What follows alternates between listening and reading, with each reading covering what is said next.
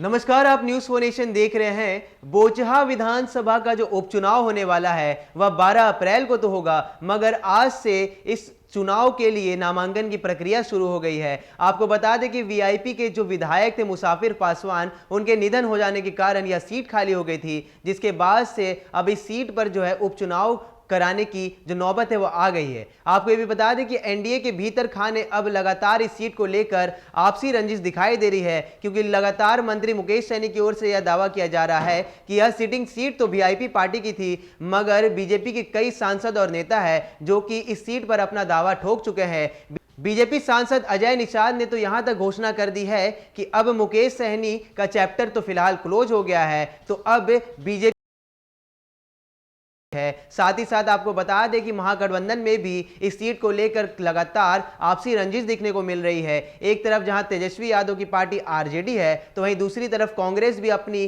उम्मीदवारी इस सीट पर जता रही है। तो लगातार यह बात साफ है कि एक सीट के लिए एक बार फिर से बिहार की राजनीति गरमाई हुई है। एक तरफ बड़े भाई के तौर पर एनडीए में भाजपा है, तो वहीं दूसरी तरफ मंत्री मुकेश सैनी लगातार अपनी सिटिंग सीट को बचाने के लिए भाजपा से लड़ाई करते हुए नजर आ रहे हैं। देखिए हमारी ये रिपोर्ट कि किस प्रकार से बोचहा का जो उपचुनाव है अब वह लगातार सुर्खियां बटोर रहा है। और साथ ही साथ यह भी आपको बता दें कि नामांकन की प्रक्रिया भले ही आज से शुरू हो रही है, मगर अंतिम तिथि 24 मार्च तक है। होली के बाद से यह अंदेशा लगाया जा रहा है कि नामांकन की प्रक्रिया में तेजी आएगी और जितने भी उम्मीदवार हैं वह नामांकन करते हुए हमें नजर आएंगे। मगर उससे पहले देखिए हमारी ये रिपोर्ट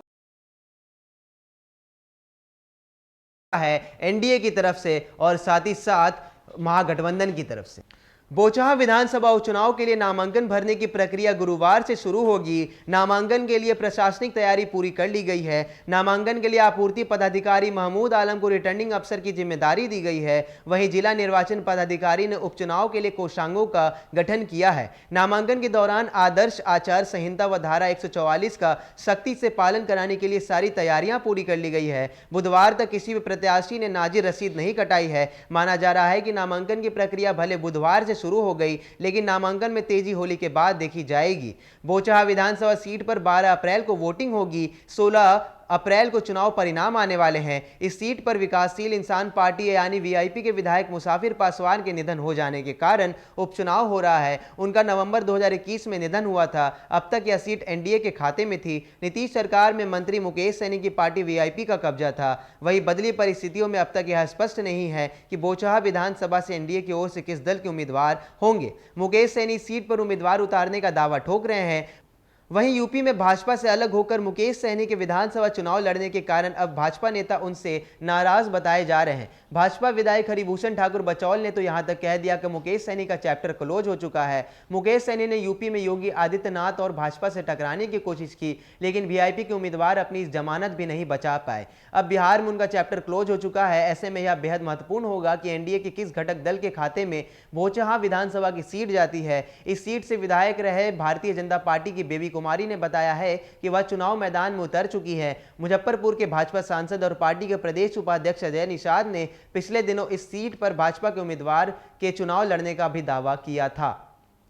विपक्षी दल से राजद की ओर से किसे उम्मीदवार बनाया जाएगा, इस पर संशय बरकरार है। वर्ष 2020 में संपन्न बिहार विधानसभा चुनाव दल के पूर्व मंत्री रमई राम को चुनाव मैदान में उतारा था। हालांकि वे विकासशील इंसान पार्टी यानी बिहार विधानसभा में नेता प्रतिपक्ष तेजस्वी यादव की शैली को जानने वाले कह रहे हैं कि इस बार बोचहा सीट से किसी नए चेहरे पर दांव लगाया जा सकता है। दावा किया जा रहा है कि पिछले माह संपन्न राजद की राष्ट्रीय कार्यकारिणी की बैठक में रमई राम ने राजद सुप्रीमो लालू प्रसाद यादव से बात की थी। लालू ने रमई राम की बेटी गीता देवी को आशीर्वाद भी दिया था, लेकिन राजद ने अभी तक गीता देवी के नाम पर सहमति नहीं जताई है। प्रत्याशियों के नामांकन करने की अंतिम तिथि 24 मार्च निर्धारित की गई है। नामांकन पत्रों की जांच 25 मार्च को होगी, जबकि प्रत्याशी अपना नाम वापस 28 मार्च तक ले सकेंगे।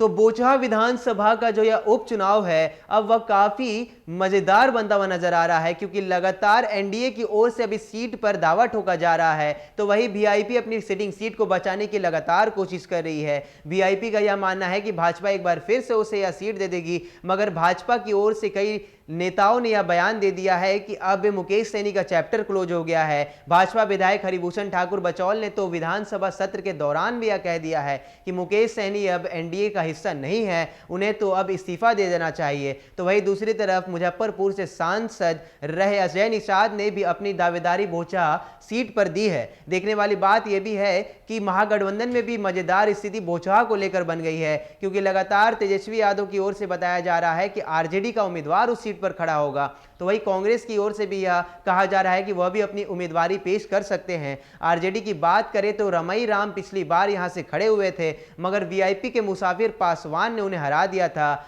भले ही नवंबर 2021 में मुसाफिर पासवान का निधन हो गया है, तब से यह सीट खाली है, मगर तेजस्वी यादव की नजर इस सीट पर बनी हुई है। तो साफ है कि तेजस्वी यादव की नजर भी बोचहा विधानसभा के इस सीट पर है। बताया जा रहा है कि आरजेडी की तरफ से रमई राम की बेटी गीता देवी को उतारा जा सकता है। तो वही दूसरी तरफ विकासशील इंसान पार्टी अर्थात वीआईपी भी लगातार बड़े भाई भाजपा से इस सीट के लिए दावेदारी मांग रही है। देखने वाली बात जरूर होगी इस बार जो बोचहा का उपचुनाव होने वाला है, जो कि 12 अप्रैल को है और 16 अप्रैल को इसके नतीजे आएंगे, आखिर किस दल को यहां से सफलता मिलती है। तमाम खबरों में बने रहने के लिए आप देखते रहिए न्यूज़4नेशन। नमस्कार।